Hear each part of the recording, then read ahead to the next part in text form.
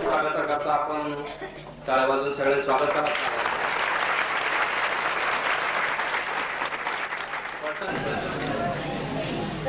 फलटणच्या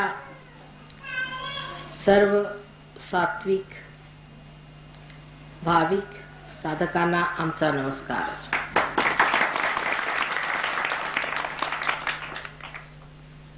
आज हृदयापासून तुमची क्षमा मागते, पण माझा काही दोष नाही हे लक्षात ठेवलं पाहिजे. तुमच्यापेक्षा जास्त उत्कंठेने मी तुम्हाला भेटण्यासाठी धावत येत होते, पण रस्ते महाराष्ट्रातले कसे आहेत त्याचा अनुभव येतो. त्यात रस्त्यात इतके अपघात झालेले की जीव नुसता अगदी घाबरून येतो. मग कुठे जर गाडी तुमची फेल झाली तर रस्त्यात एक दुकान नाही की एक जागा नाही की कोणी मनुष्य नाही की ज्याला म्हणता येईल की बाबा आमच्या गाडीला एक वस्तू पाहिजे. ही आपल्या देशाची खरंच हालाखीची स्थिती आहे. आणि त्यामुळे कुठे टेलिफोन नाही तुम्हाला कळवायला कसं पोचायचं कसं झालंय. जे फार परिस्थिती अजून सुद्धा अशी आपली झालेली नाही की जिथे आपण कधी म्हणू की आम्ही ह्या वेळेला पोचू तर पोचू. पोचले तर नशी आदळत आपटत एका शरीरात जर पोचले तर स्वतःला म्हणायचं की बाबा पोचलो. पण अशा परिस्थितीत सुद्धा भारतीय जीवन पुष्कळ सुखी आहे आणि लोकांमध्ये एक तऱ्हेचं समाधान शहाणपण. कारण अजून आपण आपल्या धर्माला जागवलं. जर अशी स्थिती परदेशात कुठे असते तर लोकांनी सगळ्यांना उडवून दिलं असतं. एकही रस्ता असा असता तर सगळ्यांनी उडवून दिलं असतं. पण आपल्या देशात लोक समाधानी आणि जसं असू देत बाबा परमेश्वराचं नाव घेत असतात. आज इतके एकानंतर एक प्रश्न आले की त्या प्रश्नाला ठीक करता करता शेवटी मी फलटणला जाते की नाही अशी सुद्धा मला शंका झाली. आजचा विषय सहजयोगाने कुंडलिनीची जागृती असा आहे. तुम्ही कुंडलिनी हा शब्द ऐकलेला आहे. जे लोक सुशिक्षित आहेत, ज्यांना आपल्या भारतीय संस्कृतीचा अभिमान आहे, ज्यांनी भारतीय संस्कृतीचा अभ्यास केलेला आहे, संत साधूंना जाणलाय, अशा लोकांना कुंडलिनी काय आहे ते माहिती. पण जे अगदीच आजकालच शाळेत गेलेले कॉलेजला गेले जे नवयुवक आहेत कदाचित त्यांना कुंडलिनी काय ते माहित नसणार. पण कुंडलिनी म्हणून एक शक्ती आपल्यामध्ये आहे असं हजारो वर्षापूर्वी लोकांनी सांगितले. हजारो वर्ष म्हणजे 14,000 वर्षापूर्वी आपल्या देशामध्ये भृगु संहिता म्हणून एक फार मोठं ज्योतिषावर लिखाण केलं गेलं. त्याच्या आधी एक नाडी ग्रंथ म्हणून आपल्या देशामध्ये एक ग्रंथ लिहिला होता. आता आपण इतके साहेब झालोय की आपण आपल्यातलं काही वाचत नाही किंवा आपल्यामध्ये जे काही आहे विशेष तिकडे दृष्टी करत नाही. पण हे सर्व ग्रंथ उपलब्ध आहेत. त्यातल्या त्यात हे नाडी ग्रंथ विषय जो आहे तो एक स्वामी भगंदर म्हणून गृहस्थ होते. त्यांनी 12व्या शतकात परत उजळणी करून आजच्या वेळेला आणून सोडला आणि असं भाकीत केलं होतं की 1970 साली सहजयोग सुरू होणार आहे. आणि सहजयोग सुरू झाल्यानंतर लोकांमध्ये सुप्त असलेली ही कुंडलिनी शक्ती आपोआप जागृत होऊन लोकांना आत्मसाक्षात्कार घडेल. आणि त्यात हेही सांगितलंय की इस्पितळ नावाची संस्था वगैरे जी संपुष्टात येईल. अर्थात ते डॉक्टरांनी वाचू नये तर माझ्यावरती धावत येतील.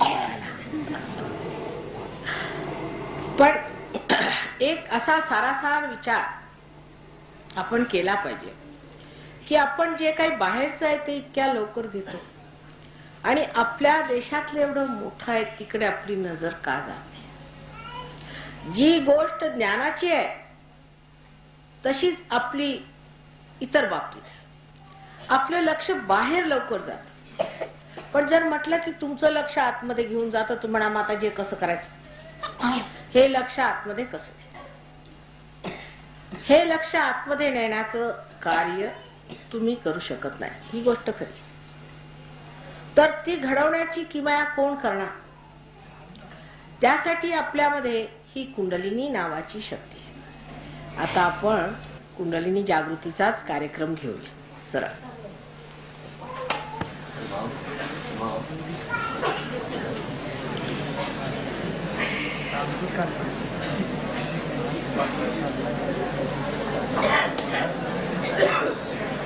आता या कार्यक्रमात कुणी उठून जायचं नाही. जर जायचं असलं तर जाऊन लवकर येऊन बसा, पण मध्ये यायचं नाही, कारण थोडं शांत राहावं लागतं. चित्त थोडं शांत ठेवा आणि सर्वांना हे होण्यासाठी, त्याला आबाल वृद्ध सगळ्यांना हे होतं, सगळ्यांना झालं पाहिजे, सगळ्यांना मिळालं पाहिजे. पण ही गंभीर गोष्ट आहे, म्हणून खिल्लरपणा करायचा. कृपा करून सर्वांनी बसून घ्या बेटा, बसून घ्या. बसता येईल का तुम्हाला? बसून घ्या.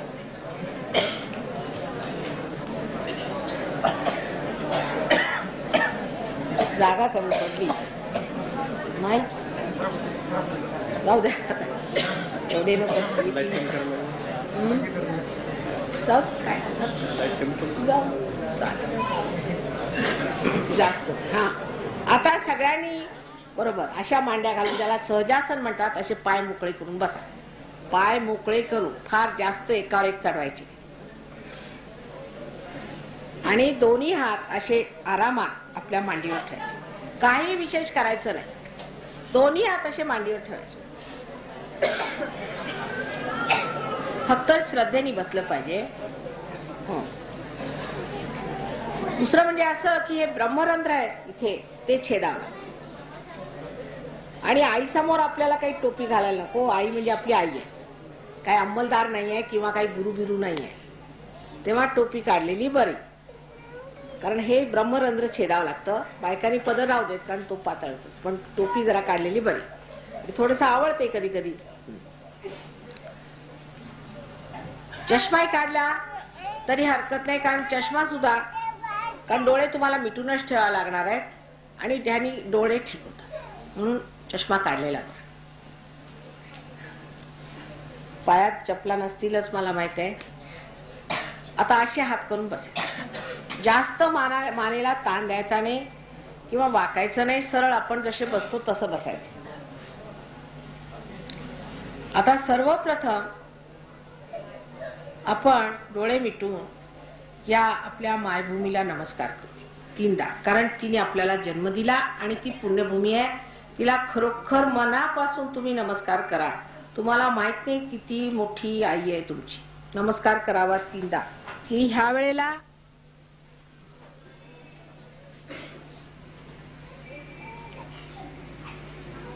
तू आम्हाला शक्ती दे.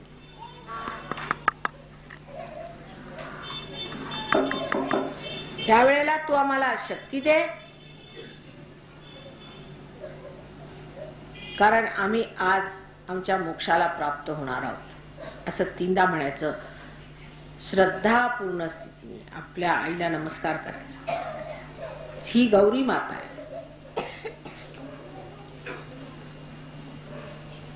आता सगळ्यात शुभकर्माच्या आधी आपण श्री गणरायांचं ध्यान करतो, तेव्हा त्यांनाही 3दा नमस्कार करायचा की श्री गणराया, ह्या मोक्ष क्षणी तू माझे कृपा करून रक्षण कर. असे 3दा त्याला मागून घ्यायचं, कारण तोच सुबुद्धीला चालना देतो, तोच रक्षण करतो.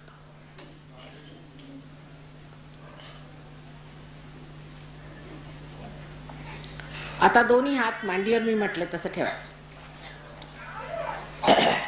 सहयोगात सर्वात प्रथम संतुलन साधावं लागतं. धर्माने संतुलन येतं, म्हणून आधी संतुलनाचा आपण कार्यक्रम करायचा.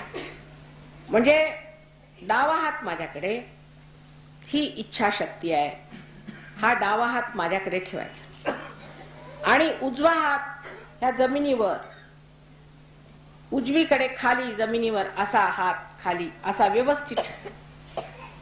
आता आपण काय करत आहोत की डाव्या हातातनं जे काही चैतन्य येत आहे तुमच्या, ते उजव्या हातातून जे काही ह्याच्यामध्ये तमोगुणी आहे त्याला पृथ्वी तत्वात घालत आहे.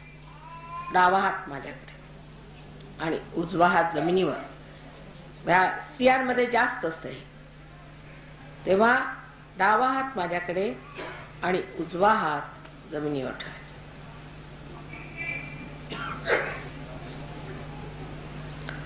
आता अत्यंत सूक्ष्म असं तुम्हाला बोटांमध्ये वाटेल, कदाचित सर्वांना नाही वाटणार पण काही लोकांना, की काहीतरी चळवळ होत आहे बोटांच्या या अग्रांमध्ये, डाव्या हाताच्या अग्रांमध्ये वाटेल. डोळे मिटून घ्यावे म्हणजे बरोबर.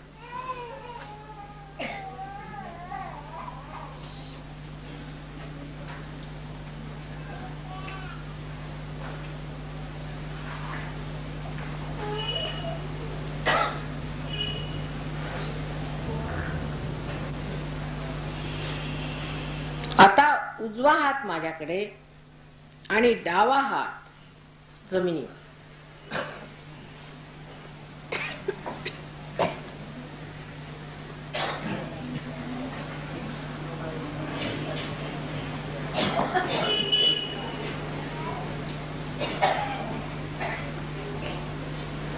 पण हा जमिनीवरचा हात उचलून आता वर आकाशाकडे करायचा, मागे फिरवून आकाशाकडे करायचा.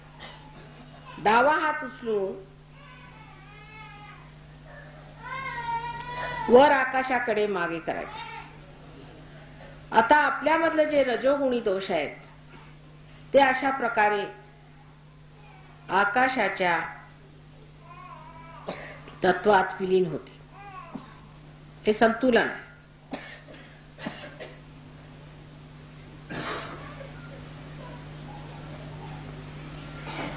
आता दोन्ही हात परत खाली ठेवा, आराम.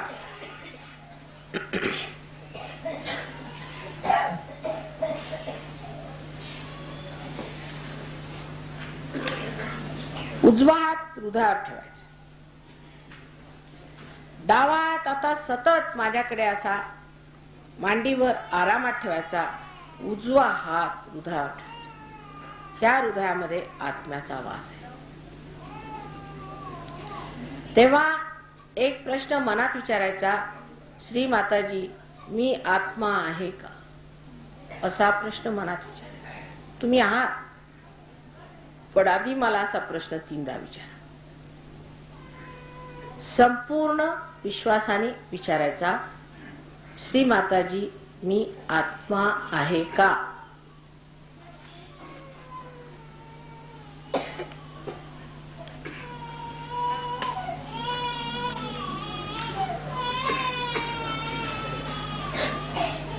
आता उजवा हात पोटावर ठेवायचा, डावीकडे वरच्या बाजूला, आणि प्रश्न विचारायचा,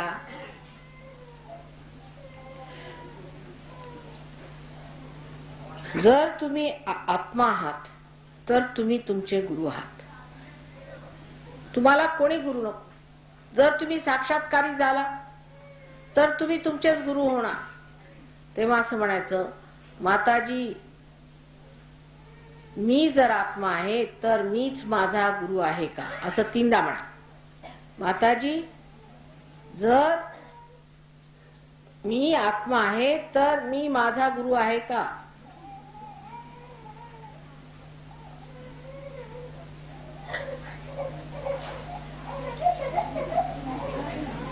जरा मुलाला घेऊन जा 1 मिनिट, सगळ्यांना डिस्टर्ब होतं ना. लक्ष इकडे ठेवा आपल्याकडे. असा 3दा प्रश्न विचारा.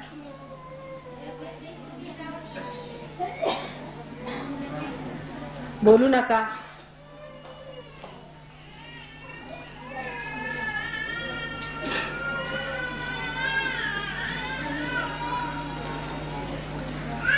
आता हा हात ओटीपोटात खाली ठेवायचा, डावीकडे उजवा हात खाली दाबून धरायचं ओटीपोट. आणि म्हणायचं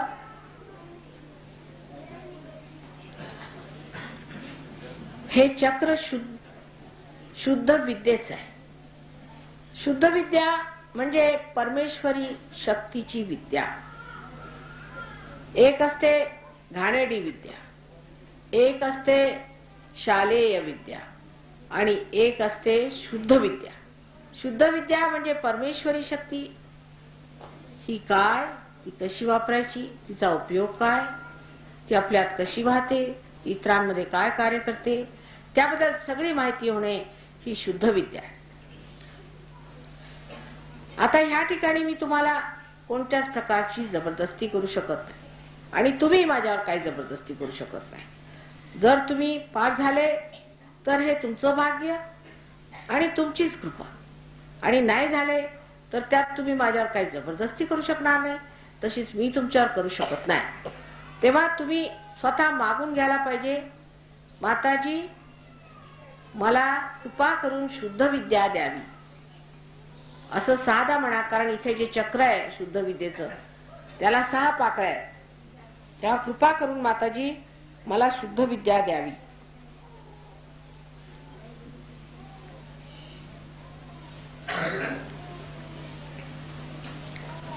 असं साधा म्हणायचं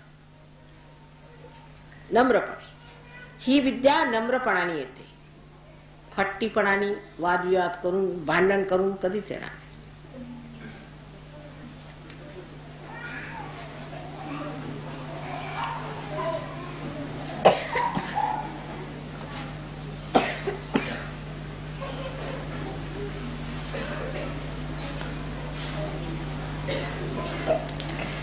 आता हात उजवा हात परत पोटावर ठेवायचा वरती.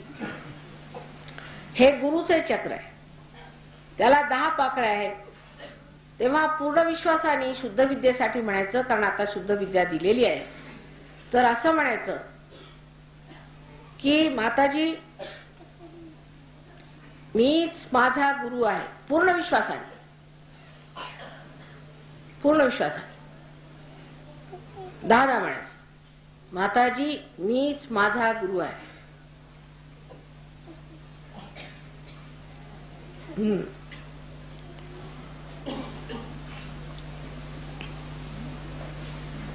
आता तुम्हीच तुमची कुंडलिनी जागृत करत आहात आणि आपल्या सर्व चक्रांवर हात ठेवून तिला वर उठवत आहात.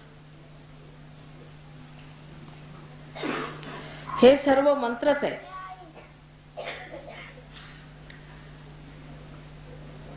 आता 10 म्हणायचं पूर्ण विश्वासाने, श्री माताजी मीच माझा गुरु आहे.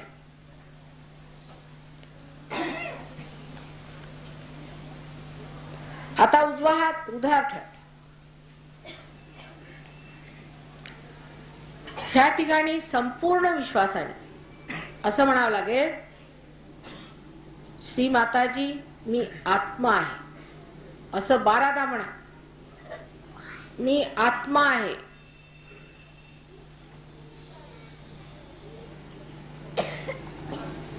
संपूर्ण विश्वासाने.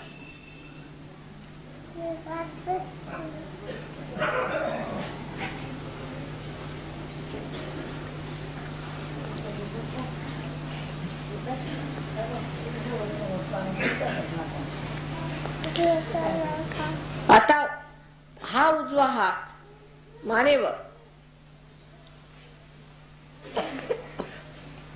डावीकडे खांद्याशी ठेवायचा.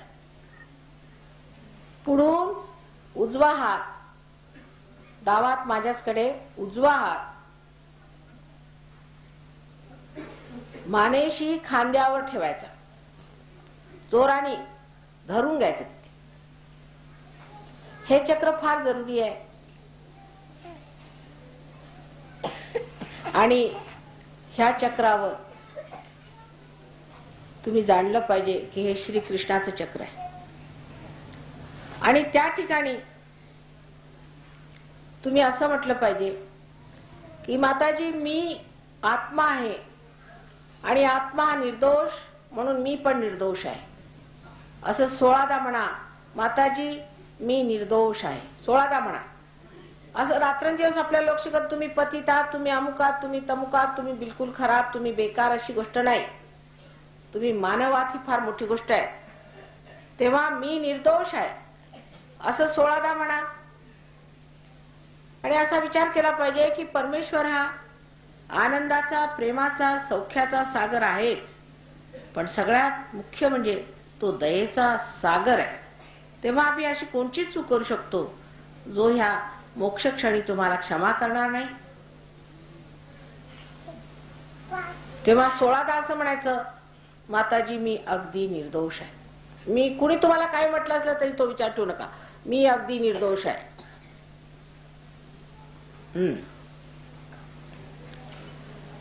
आता हा 16दा म्हणण्याचा प्रकार असा आहे की कृष्णाला 16 कळा आहेत म्हणून 16दा म्हणावं लागेल. काही तुमच्या सवयी असू देत, काही झालं असलं, सगळं विसरून, गत विसरून, या वेळेला काहीही विचार न करताना, स्वतःला काही दोष न लावताना अगदी सरळ म्हणायचं की माताजी मी पूर्णपणे निर्दोष आहे. स्वतःवर पूर्ण विश्वास ठेवू.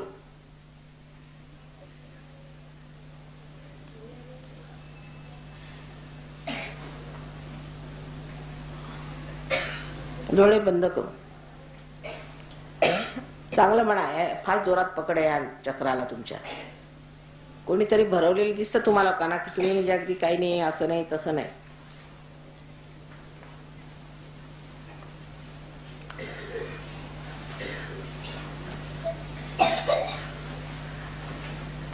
आता हा उजवा हात कपाळावर आडवा ठेवायचा आणि कपाळ आवळून धरायचं. डावा हात माझ्याकडे. ज्या ठिकाणी मी सर्वांना क्षमा केली असं म्हणायचं. हा मंत्र आहे. पुष्कळ लोक म्हणतील माताजी फार कठीण आहे हो, कसं लोकांना क्षमा करायची, असा मला त्रास दिला, असा माझा छळ केला. पण क्षमा न केल्यामुळे तुम्हालाच त्रास होत आहे, दुसऱ्यांना होत नाही. तेव्हा तुम्ही त्यांना क्षमा करून ह्या त्रासातून मुक्ती करा.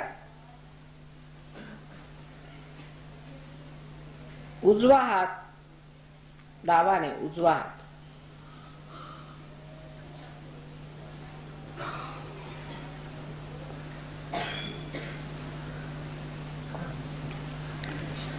आता उजवा हात परत डावा तसाच ठेवून उजवा हात टाळूवर तळहात दाबून धरायचा. टाळूवर उजवा हात दाबून धरायचा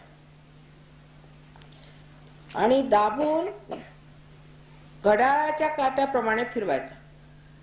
उजवा हात टाळूवर दाबून धरायचा आणि घड्याळाच्या काट्यासारखा फिरवायचा आणि म्हणायचं ह्या वेळेला की माताजी मला मोक्ष हवा आहे, मला आत्मसाक्षात्कार हवा, मला आपण तो कृपा करून द्यावा. हे आपण म्हटल्याशिवाय मी जबरदस्ती करू शकत नाही, कारण आपण स्वतंत्र आहे. म्हणून हे मागावं लागेल. हे 7दा म्हणा.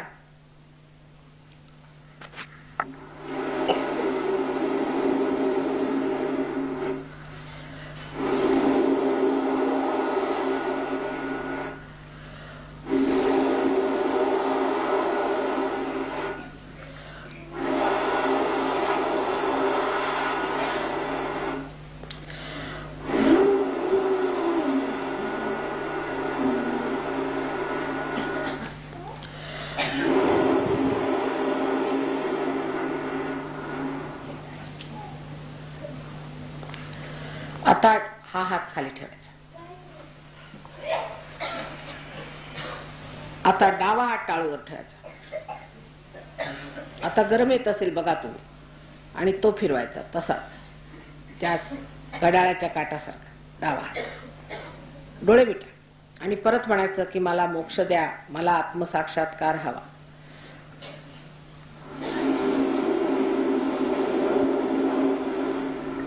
त्यावेळेला ब्रह्मरंध्र छेदलं जातं. डोळे मिटून लक्षपूर्वक करा. लक्ष वर ठेवायचं.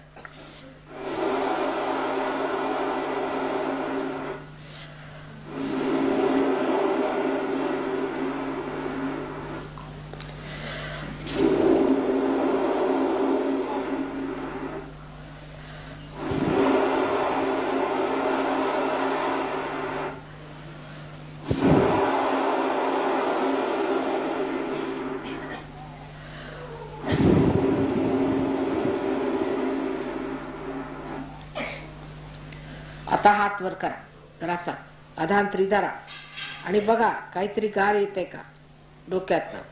अधांतरी धरायचं, विचार करायचा नाही. वर वर 4-5 इंच वर बघा डोक्यातनं काही गार येत आहे. समोर टाळूवर येत आहे का? येत असलं तर मान हलवा म्हणजे मला कळेल. बर. दुसरा हात डोक्यात बघा येत आहे का? येत आहे. मान हलवायची जर येत असली. येत आहे बायकांना, पुरुषांना येते, बायकांना काय येऊ नये. जरा वर धरा, वर धरून बघा. असं धरा. कसं उलट धरतायत? हात नाही असा अधांतरी डोक्यावर टाळूवर हात धरायचा. समोर इथे आहे टाळू. विचार करू नका. वर करा. वर हात वर करून बघा. नाही तर हा हात बघा. दोन्ही हात बदलून बदलून बघा येत आहे का? येत आहे का? बायकांना येत आहे? परत या.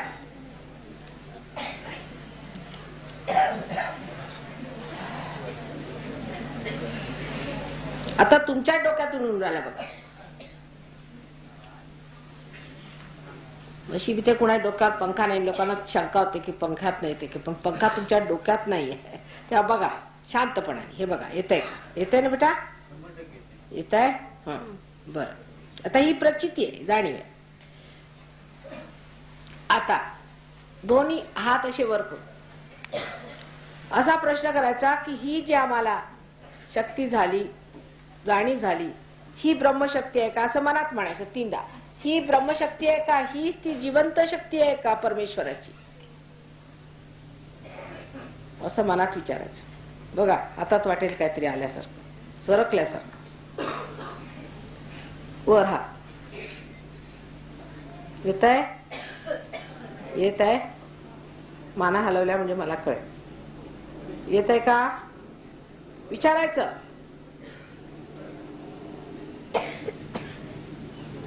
विचारत राहायचं. आता हात खाली करा. आता असे हात करून बघा हातात येत आहे का? येत आहे हातात? सूक्ष्म आहे. येत आहे हळूहळू. सगळ्यांच्या आहे ना, सूक्ष्म आहे. येते का बायकांच्या? बघा पुष्कळांना अनुभूती. एखाद्याला नाही आली की त्यांनी मध्येच काहीतरी हे करायचं नाही की मला नाही आली, हे काही नाही, ते नाही.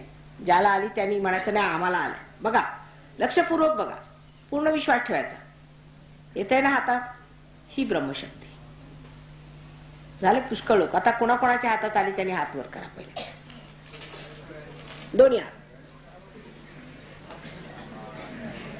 म्हणजे का ते बसले नाही? तुमचे नाही आले कोणाला?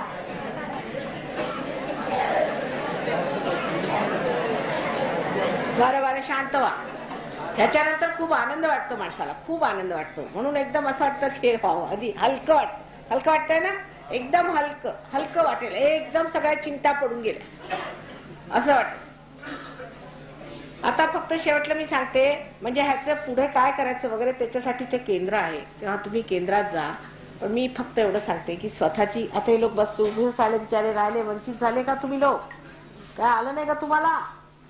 बघा डोक्यावर बघा येत आहे का? बघा सगळ्यांना बघा आपल्या डोक्यावर येत आहे का? बघा प्रयत्न करून येतच असलं पाहिजे. हलका हलका बघा येत आहे का? एक दुसऱ्याचं बघा. येत आहे? आलं? बोलू नका, बोलू नका, शांत. त्याच्यानंतर थोडं शांत राहा. शांत राहायला पाहिजे. एकदम बोलायचं नाही, विचार नाही करायचा, शांत राहायचं. आलं तुम्हा लोकांना? तुम्ही आता हात अशी करून बघा. तुम्ही जे उभे आहात ते पण त्याच्याच राहील. सगळ्यांना आलं पाहिजे. आज प्रचंड शक्ती वाहून राहिली. आता मी शेवटलं सांगते, ते लक्ष करून. फार सोपं काम. म्हणजे तुम्ही स्वतःला कसं कवच घालायचं. ते आईचं कवच असतं ना, आईचा पदर कसा घालायचा म्हटलं तर चालेल. आपल्याला 7 चक्र आहेत, तेव्हा आपलं संरक्षण राहिलं पाहिजे वाईट प्रवृत्तीपासून. म्हणजे आपल्याला जे मिळालेलं आहे ते हरवलं नाही पाहिजे. त्यासाठी रोज सकाळ संध्याकाळ एकदा उठल्यावर किंवा बाहेर जाताना आणि एकदा झोपताना दोनदा हे बंधन घालायचं असतं. अगदी सोपं आहे. फक्त डावा हात असा फोटो घ्याल, इथनं सगळे फोटो देतील तुम्हाला आणि तुम्ही फोटोचे पैसे नाही घ्यायचे. आणलेत का फोटो? फोटोचे पैसे देऊ नका बरं का. हे लोक एवढ्यासाठी पैसे घेतात कारण काय होतं की लोक त्याला एकदम असे तोडतात, फोडतात, काहीतरी करतात. तसं नाही करायचं. आईचा फोटो आहे त्या सगळ्यांनी आदराने घेतला म्हणजे फुकटच आहे तो सगळ्यांना. पण काय तुम्ही किती पैसे देणार आईच्या फोटोचे? आईचे तरी किती पैसे देणार तुम्ही, है ना. पण आदर ठेवला पाहिजे की नाही. सगळ्यांनी आदराने घ्यायचा. अच्छा, आता हा जो हात आहे हा इथून उचलून असा वर आणि असा नेला म्हणजे एक कवच होतं. आता परत आणि तसंच परत आणायचं. आता चला, एक असा उचलून एक म्हणजे पहिला चक्र मूळाधार त्याला झालं. नंतर दुसरं चक्र स्वाधिष्ठान त्याला तुम्ही दिलं. तिसरं चक्र नाभी त्याला तुम्ही बंधनात घातलं. चौथं चक्र हृदय त्याला तुम्ही बंधनात घातलं. पाचवं चक्र विशुद्धी म्हणजे कंठाचं त्याला तुम्ही बंधनात घातलं. 6वं चक्र आज्ञाचं ते तुमच्या मेंदूत असतं. आणि हे 7वं चक्र ब्रह्मरंध्र म्हणजे ज्याला सहस्त्रार म्हणतात. अशा रीतीने तुम्ही 7 चक्र त्यांना बंधन घातलं. आता स्वतःची कुंडलिनी कशी उचलायची ती बघा. थोडं शांतपणाने घ्या. शांतपणाने घेतलं. आता हा हात असा ठेवायचा. थोडं गंभीर आहे, विषय गंभीर आहे. हा हात असा डावा समोर ठेवायचा. म्हणजे आनंद आतून म्हणजे इतक्या उकळ्या फुटून वाहणार आहे की तुम्हाला हसतच राहा तुम्ही जगाकडे बघून. पण आता थोडा रोखून घ्यायचा. हा डावा हात असा पुढे ठेवायचा कुंडलिनीवर. मी बसले, तुम्ही बसला. आता ह्याच्यावरती फिरवायचा हा उजवा हात. हा असा उभा घ्यायचा आणि हा असा, कारण ही इच्छाशक्ती आहे आणि क्रियाशक्ती आहे. हा हात वर समोर खाली मागे असा फिरवायचा. वर समोर खाली मागे असा 3दा वर न्यायचा. आता चला, हा असा असा असा असा न्यायचा हळू. आता खांदे मोकळे सोडून डोकं वर घालून ह्याला असे वेटोळे घालून आणि एक गाठ मारायची जोरात स्वतःला. आता एकदा कुंडलिनी चढवली. आता ही 3 त्रिगुणात्मिक आहे म्हणून 3दा चढवायला लागते. परत चढवायची. आता परत खांदे मोकळे सोडून डोकं मागे, विचार नाही करायचा. परत एक विटोळे घालून अशी दुसरी गाठ. तिसऱ्यांदा 3 गाठी बांधायच्या म्हणजे निर्गाठ होते. बर, परत